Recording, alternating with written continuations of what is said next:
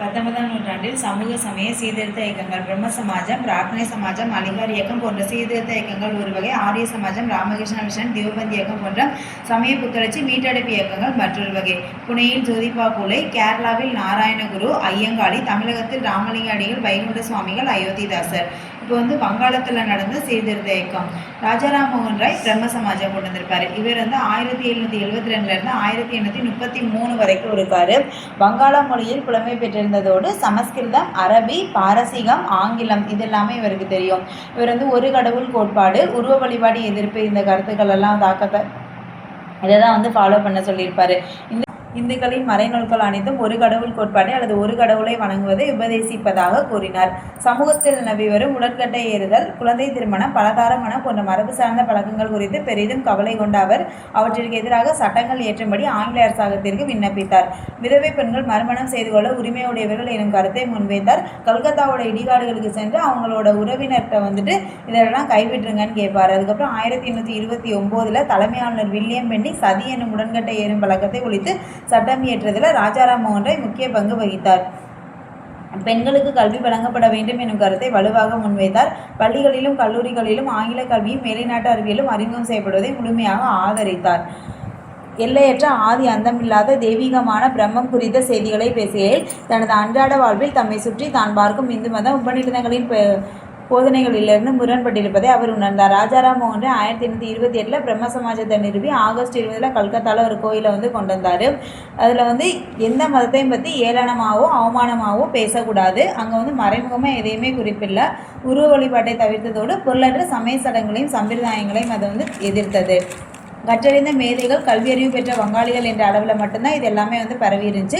கீழ்த்தட்டு மக்களை இது சென்றடையலாம். அடுத்து மகரிஷி தேவேந்திரநாத் தாகூர். இவர் 1817 1905 1833 ராஜாராம் மோகன் ராய் இறந்ததுக்கு அப்புறம் இவர் இதில் பொறுப்பேற்பார்.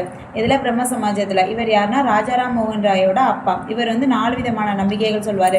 ஒன்று என்னன்னா, கடவுள் தான் இந்த உலகத்தை படைச்சாரு, அவருக்கினே யாருமே இல்லை, அவர் தான் எல்லா இடத்துலையும் நடந்திருக்காரு. வீடு பேர்னா இந்த பிறவிலும் அடுத்த பிறவிலும் அவரை நம்புறவையும் வணங்குபவரையும் இருக்குது. அவரை நம்புதல் என்பது அவரை நேசிப்பதிலும் அவர் விருப்பத்தை செயல்படுத்துவதிலும் இருக்குன்னு சொல்கிறாங்க. அடுத்து கேசவ சந்திரசன். இவர் 1857 இதில் இணைகிறாரு. 1866 இதில் சண்டை போட்டு பிரிஞ்சிடுறாங்க. அப்போ தேவேந்திரநாத் தாகூருக்கு கீழே தான் ஆதி பிரம்ம சமாஜம் அப்படின்னு வருது. இவர் இந்திய பிரம்ம சமாஜம். குழந்தை திருமணத்தை சமாஜம் கண்டனம் செய்திருந்த போதும் அதற்கு மாறாக இவர் தன்னோட 14 வயசு பொண்ணை இந்திய இளவரசனுக்கு திருமணம் செஞ்சு கொடுத்தனால இவர்கிட்ட இருந்து பிரிஞ்சு சாதாரண சமாஜம் வந்துடும். அடுத்து ஈஸ்வர சந்திர வித்யாசாகர். இவர் வங்காளத்துக்காரர்.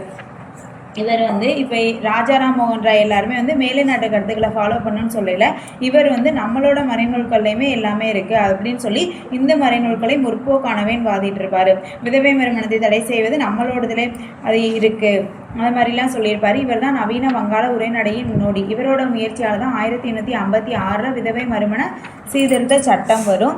1860 ஃபஸ்ட்டு திருமண வயசு சட்டம் கொண்டு அதை 10 வயசு ஆக்கியிருப்பாங்க. 1891 12, 1925 13, 29 வரைக்குமே அது காகிதத்தில் மட்டும்தான் இருக்கும். அடுத்து பிரார்த்தனை சமாஜம் 1867. இது மகாராஷ்டிராவில், அதாவது பம்பாயில் வருது. இதை யார் கொண்டு வர்றாங்கன்னா ஆத்மாராம் பாண்டுரங்க. அவரோட கீழே இருக்கவங்க தான் ஆர்சி பண்டார்கர், நீதிபதி எம்ஜி ராணடே. இவங்க சாதி மறுப்பு, சமபந்தி, சாதி மறுப்பு திருமணம், விதவை மறுமணம், பெண்கள் மற்றும் ஒடுக்கப்பட்ட மக்களின் முன்னேற்றம் போன்ற நடவடிக்கைகளுக்காக தங்களை அர்ப்பணிச்சுக்குவாங்க. எம்ஜி ராணடே இவர் தான் விதவை மறுமண சங்கம் 1861, புனே சர்வஜனிக் சபா 1870, தக்கான கல்விக் கழகம் 1884 இந்த அமைப்புகள் எல்லாம் கொண்டு வருவார். ஜோதிபா பூலே குலாம்கிரி அடிமைத்தனம் அப்படிங்கிற ஒரு நூல் எழுதுவார். சுவாமி தயானந்த சரஸ்வதி ஆரிய சமாஜம் 1875. இது பஞ்சாபில் வருது. இவரோட நூல் சத்யார்த்த பிரகாஷ். அயல்நாடு சென்றால் தீட்டு என்று சொல்லப்படுவது மறைநூல்களால் ஏற்றுக்கொள்ளப்படவில்லை என அறிவித்தார். அதுக்கப்புறம் மூட நம்பிக்கைகளுக்கு குறிப்பாக புராண இலக்கியங்களை மறுத்தது. இவரோடது என்னன்னா, வேதங்களுக்கு திரும்புவோம், எதிர்மத மாற்றம், சுத்தி இயக்கம், அதாவது சுத்திகரிப்பு இயக்கம் அப்படின்னு சொல்றாங்க. தயானந்த ஆங்கில வேத பள்ளிகளையும் கல்லூரிகளையும் நிறுவுறாங்க. 1893 இதில் தூய்மை கோட்பாடுனால பிரிஞ்சு ஸ்ரத்தானந்தா தான் இதை பார்த்துக்குவார். இவர் வந்து அந்த டெய்வு பள்ளிகளெல்லாம் குறை சொல்லிட்டு 1900 முதலாக அவரே வந்து ஒரு பள்ளியை வந்து கொண்டு வருவார். வெளித்தோற்றத்தில் அவை பண்டைய இந்து கல்விக்கூட பாணியில் இருந்தாலும் அவங்க வேத கல்விக்கு தான் முக்கியத்துவம் கொடுத்துருப்பாங்க. அடுத்து ராமகிருஷ்ண பரமஹம்சர், இவர் 1836 1886 வரைக்கும் தான் இருப்பார். தட்சிணேஸ்வரம் காளி கோவிலில் அர்ச்சகராக பணிபுரிவார். இவர் வந்து பஜனை பாடல்களை மனமுருகி பாடுவதை போன்ற வழிமுறைகள் மூலம் பேரின்ப நிலையை அடைந்து அந்நிலையில் ஆன்மீக ரீதியாக கடவுளோடு ஒன்றிணைவதற்கு அவர் முக்கியத்துவம் கொடுத்தார். அந்த கடவுள் காளியோட தீவிர பக்தையாக இருந்திருப்பார். அவங்களோட திருவிளையாடல்கள் முடிவற்றவேன்னு சொல்லுவார். ஜீவன் என்பதே சிவன் எனவும் வாழ்கின்ற அனைத்து உயிர்களும் இறைவனே அப்படின்னு சொல்லுவார். சேவையே தேவை, மனிதருக்கு செய்யப்படும் சேவை, கடவுளுக்கு செய்யப்படும் சேவை. அடுத்து ராமகிருஷ்ண மிஷன், இதை யார் கொண்டு வருவாங்கன்னா விவேகானந்தர். 1897 மே 1 கொல்கத்தா வேலூரில். இவங்க வந்து என்ன பண்ணுவாங்கன்னா சமய செயல்பாடுகளோடு மட்டும் தன்னோட பணிகளை நிறுத்த மாட்டாங்க. மக்களுக்கு கல்வியறிவு வழங்குவது, மருத்துவ உதவி, இயற்கை சீற்றங்களின் போது நிவாரண பணிகளை மேற்கொள்வது, இந்த மாதிரியான வேலையில ஈடுபடுவாங்க. சுவாமி விவேகானந்தர் எப்போ இருப்பார்னா 1863 1902 வரைக்கும். இவரோட இயற்பெயர் வந்து நரேந்திரநாத் தத்தா. மனித குலத்திற்கு தொண்டு செய்தல் அப்படிங்கிற கோட்பாட்டை வந்து இவர் பரிந்துரைச்சிருப்பார். அதுக்கப்புறம் 1893 சிகாகோவில் நடைபெற்ற உலக சமய மாநாட்டில் இந்து சமயம் பற்றியும் பக்தி மார்க்க தத்துவம் குறித்தும் இவர் ஆற்றிய சொற்பொழிவுகள் அவருக்கு பெரும்புகழ் சேர்த்தது. இவரால் தான் வங்க பிரிவினை தொடர்ந்து நடைபெற்ற சுதேசி இயக்கத்தின் போது இளைஞர்களில் பலர் விவேகானந்தரால் ஊக்கம் பெற்றனர் சொல்றாங்க. அடுத்து பிரம்ம ஞான இயக்கம், இது வந்து அமெரிக்காவில் 1875 1886 சென்னை அடையாறுலையும் வருது. இது வந்து யார் கொண்டு வருவாங்கன்னா HS Olcott, madam HP Blavatsky. HS Olcott இறந்ததுக்கப்புறம் யார் வருவாங்கன்னா அன்னி பெசன்ட் வருவாங்க. அதுக்கப்புறம் இந்த பிரம்மஞான சபை வந்து பௌத்தத்துக்கு தான் முக்கியத்துவம் கொடுத்துருப்பாங்க. பௌத்தம் புத்துயிர் பெறுவதில் பிரம்மஞான சபை முக்கிய பங்காற்றியிருப்பாங்க. அயர்லாந்து இந்த அம்மா என்ன பண்ணுவாங்க, தன்னாட்சி இயக்கம் கொண்டு வருவாங்க. இந்த அயர்லாந்திற்கு வழங்கப்பட்டதை போல இந்தியாவிற்கும் தன்னாட்சி வழங்கப்பட வேண்டும் என்ற கோரிக்கை வைத்தார். அன்னி பெசன்ட் வந்து பிரம்மஞான கருத்துக்களை அவங்களோட நியூ இந்தியா, காமன்வெல்த் அந்த செய்தித்தாள்கள் மூலமாக பரப்பியிருப்பாங்க. அடுத்து சாதி எதிர்ப்பு இயக்கம், யார் ஜோதிபா பூலே. இவர் எங்கே 1827 மகாராஷ்டிராவில் பிறந்திருப்பார். 1852 புனேல ஒடுக்கப்பட்டவருக்கான முதல் பள்ளியை கொண்டு வந்திருப்பார். சத்யசோதக் சமாஜ், உண்மையை தேடுவோர் சங்கம், அதை கொண்டு வந்திருப்பாங்க. பிராமணர் இல்லாத மக்களும் சுயமரியாதையோடும் குறிக்கோளோடும் வாழ தூண்டுவதற்காக நிறுவியிருப்பாங்க. புலே குழந்தை திருமணத்தை எதிர்த்தார். விதவை மறுமணத்தை, குறிப்பாக மறுமணம் மறுக்கப்பட்ட உயர் சாதி இந்துக்களின் மறுமணத்தை ஆதரித்தார். ஜோதிபாவும் அவருடைய மனைவி சாவித்திரிபாயும் ஒடுக்கப்பட்ட மக்களின் பெண்களின் முன்னேற்றத்திற்காக தங்கள் வாழ்க்கையை அர்ப்பணித்தனர். ஜோதிபா பெற்றோர் இல்லா குழந்தைகளுக்காக விடுதி, விதவைகளுக்கான காப்பகம் இதெல்லாமே கொண்டு வந்திருப்பாங்க. குலாம்கிரி, அடிமைத்தனங்கிற புக்கு வந்து ஜோதிபா புலே எழுதியிருப்பாரு. நாராயணகுரு 1854 கேரளாவில் வந்து ஏழை பெற்றோருக்கு மகனாக பிறந்திருப்பாங்க. இவங்க வந்து மலையாளம், சமஸ்கிருதம், தமிழ் ஆகிய மொழிகளில் அறிஞராக இருந்திருப்பாரு. ஒடுக்கப்பட்ட மக்கள் வந்து கோவில்களுக்கும் உயர் சாதி மக்கள் வாழும் தெருக்களுக்கும் செல்ல முடியாது. பொது நிலை கிணறுகளில் நீர் எடுக்க முடியாது. ஒடுக்கப்பட்ட சாதிகளைச் சேர்ந்த ஆண்கள் பெண்கள் மேலாடை அணியக்கூடாது. பயங்கரமான சாதி கொடுமை, ஒடுக்கப்பட்ட மக்கள் படும் துயரங்களை கண்டு மனம் விரும்பி அவர் அம்மக்களின் மேம்பாட்டிற்காக தன்னோட வாழ்க்கையை வந்து அர்ப்பணிச்சிருப்பாரு. 1903 ஸ்ரீ நாராயண தர்ம பரிபாலன யோகம்ங்கிற அமைப்பை கொண்டு வந்து அருவிபுரத்தில் ஒரு கோவிலை கட்டி வச்சிருப்பாரு. அவருடைய இயக்கம் கேரள சமூகத்தில் குறிப்பாக ஈழவர்களுடைய பெரும் மாற்றங்கள் நிகழ உந்து சக்தியாக இருந்தது. இவரோட யார் ஃபாலோ பண்ணியிருப்பாங்கன்னா குமாரன் ஆசான், டாக்டர் பாலு. அடுத்து ஐயன் காளி, இவர் வந்து கேரளா திருவிதாங்கூர், அதாவது வெங்கனூர், அங்கே தான் பிறந்திருப்பார். 1863 வந்து பிறந்திருக்காரு. இவரும் வந்துட்டு கீழ் ஜாதி மக்களுக்காக போராடி இருப்பார்.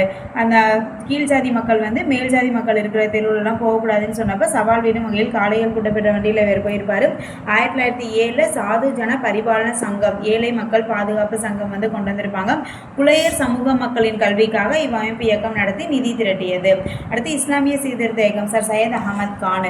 இவர் வந்து மேலை நாட்டு கல்வியை படித்தாதான் நம்ம வந்து முன்னேற முடியும் அப்படின்னு சொல்லிட்டு அறிவியல் கழகத்தை நிறுவி அவங்களோட உருது மொழியில், குறிப்பாக அந்த அறிவியல் நூல்கள் எல்லாமே உருது மொழியில் மாற்றி அதை படிக்க சொல்லியிருப்பார். அலிகார் இயக்கம் வந்து 1875. சார் சையத் அகமது கான் 1875 அலிகார் நகரில் அலிகார் முகமதிய ஆங்கில ஓரியண்டல் கல்லூரியை கொண்டு வந்து அது பல்கலைக்கழகமாக 1920 வந்து மாறியிருக்கும். அடுத்து தியோபந்த் இயக்கம், இது வந்து 1866 இது ஒரு மீட்பு இயக்கம். இவங்க வந்து அந்த முஸ்லீம் இதை வந்து ஃபாலோ பண்ணும், குரானை படிக்கணும், இதை சொல்லியிருப்பாங்க. 2 பேர் வருவாங்க இதில், ரஷீத் அகமது கங்கோத்ரி, முகமது குவாசிம் நானூதேவி. இவங்க 2 பேர் வருவாங்க. 1866 உத்தரப்பிரதேசத்தில் சஹரன்பூரில் ஒரு ஸ்கூல் கொண்டு வருவாங்க. அந்த இஸ்லாம் இதை தான் ஃபுல்லாக படிக்கணும், அதை தான் வந்து ஃபாலோ பண்ணணும்னு சொல்லியிருப்பாங்க. இந்த தியோபந்த் பள்ளி 1885 இந்திய தேசிய காங்கிரஸ் வந்ததை வந்து வரவேற்றிருப்பாங்க. 1888 தியோபந்த் உலைமா வந்து சையத் அகமது கானுடைய அமைப்புகளான the United Patriotic Association, Mohammedan Anglo Oriental Association, இதுக்காக எதிராக வந்து சமய ஆணையம் வந்து இவர் பிறப்பிச்சிருப்பார். அதுக்கப்புறம் வந்துட்டு மௌலானா முகமது உல் ஹசன் தியோபந்தின் புதிய தலைவராயிருவார். அவரின் தலைமையில் இயங்கிய ஜமைத் உல் உலைமா இறையியலாளர்களின் அவை ஹசனுடைய கருத்துக்களான இந்திய ஒற்றுமை எனும் ஒட்டுமொத்த சூழலில் முஸ்லிம்களின் அரசியல் சமய உரிமைகளின் பாதுகாப்பு என்பது குறித்த உறுதியான வடிவத்தை முன்வைத்தது. அடுத்த பார்சி சீர்திருத்த இயக்கம். இது வந்து ஈரான்லேருந்து வந்தவங்க ஜெராஸ்ட்ரியர்கள் 10வது நூற்றாண்டில் அவங்க தான் வந்து இந்த பார்சி சீர்திருத்த இயக்கத்தை வந்து பம்பாயில் தொடங்கியிருப்பாங்க. குறிப்பாக 1851 பர்துன்ஜி நவ்ரோஜி இவர் தான் கொண்டு வருவார். ரக்மாய் மஸ்தை ஆசனன் சபா இதுதான் பார்சி சீர்திருத்த சங்கம்.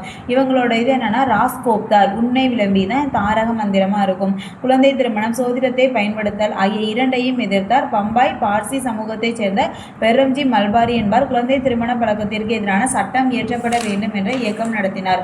இதை ஃபாலோ பண்ணது யாருன்னா பெரோசா மேத்தா, தின்சா வாச்சா போன்ற சிறந்த தலைவர்களை உருவாக்கியது. தொடக்ககால காங்கிரஸ் முக்கிய பங்கு பணியாற்றினர். சீக்கியர் சீர்திருத்த இயக்கம். நிரங்காரி நாம்தாரி. நிரங்காரி வந்து பாபா தயால்தாஸ், நாம்தாரி வந்து பாபா ராம் சிங். அந்த பாபா தயால்தாஸ் இவர் என்ன சொல்லியிருப்பார்னா உருவமற்ற வழிபாடு கொண்டு வந்திருப்பாங்க. சிலை வழிபாடு வேண்டாம், குருநானக்கின் தலைமையும் ஆதி கிரந்தத்தையும் வந்து மதித்தல், மது உண்ணக்கூடாது, மாமிசம் உண்ணக்கூடாது. பாபா ராம் சிங் வந்து சீக்கியரோட அப்படியே ஃபாலோ பண்ணிக்கலாம், வாழை தவிர அதுக்கு பதிலாக லத்தி வச்சுக்கலாம், ஆணும் பெண்ணும் சமம்னு சொல்லியிருப்பாங்க. வரதட்சணை முறை குழந்தை திருமணத்தை தடை செஞ்சிருக்காங்க. அதுக்கப்புறம் வந்து சிங் சபா வந்து அமிர்தசரஸில் கொண்டு வந்திருக்காங்க. சிங் சபாவை அகாலி இயக்கத்தின் நோடி. சிங் சபா வந்துட்டு சீக்கிய மதத்தோட புனிதத்தை வந்து மீட்டெடுக்கும் அப்படின்னு சொல்லியிருப்பாங்க. அடுத்து ஆங்கிலேயர்கள் வந்து அமிர்தசரஸில் சீக்கியர்களுக்கான கால்சா கல்லூரி கொண்டு வராங்க. ராமலிங்க அடிகள் இவர் வந்து 1823 1874 வரைக்கும் இருக்காரு. சிதம்பரத்துக்கு அருகே உள்ள மருதூரில் வந்து பிறக்காரு. இவர் வந்து துயரப்படும் உயிரினங்களை பார்த்து இரக்கம் கொள்ளாதவர்கள் கல் நெஞ்சக்காரர்களின் அவர்களின் ஞானம் மேகங்களால் மூடப்பட்டிருக்கும். இதை அவர் ஜீவகாருண்யம் என்றார். 1856 சமரச வேத சன்மார்க்க சங்கம் அது சமரச சுத்த சன்மார்க்க சத்திய சங்கமாக மாறிடும். 1866 பஞ்சவந்தனால தான் 1867 வந்து சத்திய தர்மசாலை வந்து கொண்டு வருவாங்க வடலூரில். இவருடைய பாடல்கள் எல்லாமே திருவருட்பா அப்படின்னு சொல்லுவாங்க. சைவர்கள் வந்து இதை வந்து அறியாமையின் பாடல்கள், அதாவது மருட்பா அப்படின்னு சொல்லிடுவாங்க. அடுத்து வைகுண்ட சுவாமிகள் இவர் 1809 1851 வரைக்கும் இருப்பார். இவர் வந்து கன்னியாகுமரிக்கு அருகில் சாமித்தோப்பு என்றழைக்கப்படும் சாஸ்தா கோவில் விளைங்கிற கிராமத்தில் பிறப்பார். இவர் வந்து முடிசூடும் பெருமாள்னு பேர் வைப்பாங்க. உயர்சாதி மக்களுக்கு பிடிக்காதனால முத்துக்குட்டி ஐயர்னு மாற்றுவாங்க. திருவிதாங்கூர் அரசின் உயர்சாதியினரின் கடுமையான எதிர்ப்புகளுக்கு இடையே அனைவரும் சமங்கிற கருத்தை போதிச்சிருப்பார்.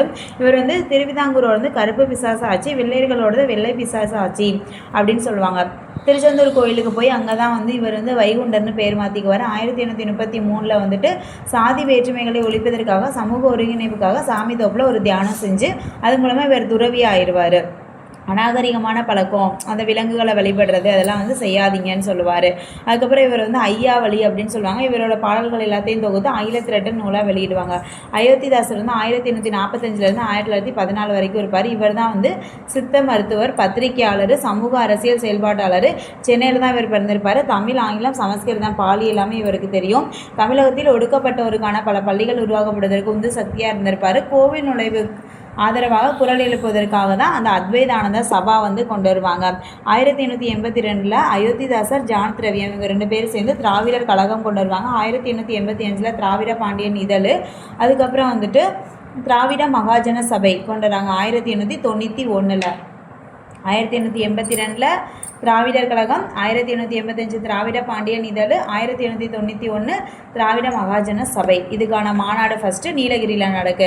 1907 ஒரு பைசா தமிழன் அது இவர் இறக்குற வரைக்கும் 1914 வரைக்கும் வந்து வரும். 1898 HS ஆல்காடால் தான் இவர் பௌத்த மதத்தை ஃபாலோ பண்ணுவார். சாக்கிய பௌத்த சங்கம்ங்கிற அமைப்பு சென்னையில் வரும். சென்னையில் பிராமணியத்தால் ஒடுக்கப்பட்டவர்களை உண்மையான பௌத்தர்கள் என அவர் வாதிட்டார். அதுக்கப்புறம் இவர் வந்துட்டு அந்த சாதியற்ற திராவிடர்னு கணக்கெடுங்கன்னு சொல்லுவார் ஒடுக்கப்பட்டவர்களை.